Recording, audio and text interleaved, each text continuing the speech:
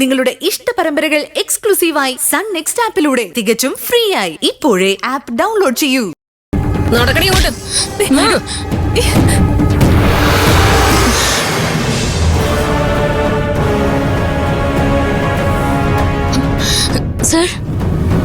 Please.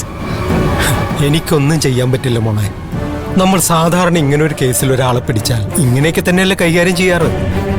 സ്വപ്നയ്ക്ക് ഒരു തരത്തിലുള്ള പരിഗണനയും കൊടുക്കാൻ പറ്റില്ല.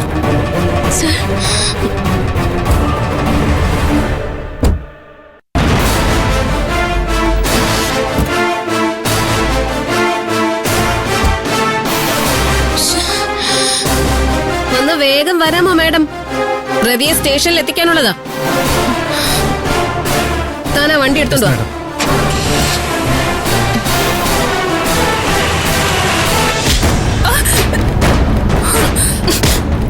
പൊട്ട പകല് മയക്കുമരുന്ന് കടത്താനുള്ള നിന്റെ ചങ്കൂറ്റം ഞാൻ സമ്മതിച്ചു. ഞാൻ തെറ്റൊന്നും ചെയ്തിട്ടില്ല. നിങ്ങൾ എല്ലാരും കൂടെ എന്നെ കൊടുക്കാൻ നോക്കുവാണെന്ന് എനിക്കറിയാം. അല്ലെങ്കിലും വ്യക്തിപരമായ വൈരാഗ്യം തീർക്കാനാണല്ലോ നിങ്ങൾ പോലീസുകാർ സ്റ്റേഷൻ തുറന്നു വച്ചിരിക്കുന്നത്.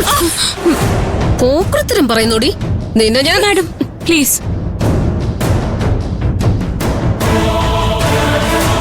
ഇവള് കുറ്റക്കാരിയാണോന്ന് ഇതുവരെ തെളിഞ്ഞിട്ട് കൂടിയില്ല. അതിനു മുമ്പ് ഇങ്ങനെ മൂന്നാമർ ഉപയോഗിക്കുന്നത് ശരിയാണോ? അതെന്താ നിന്റെ നാത്തൂന് മാത്രം പ്രത്യേക നിയമമാണോ?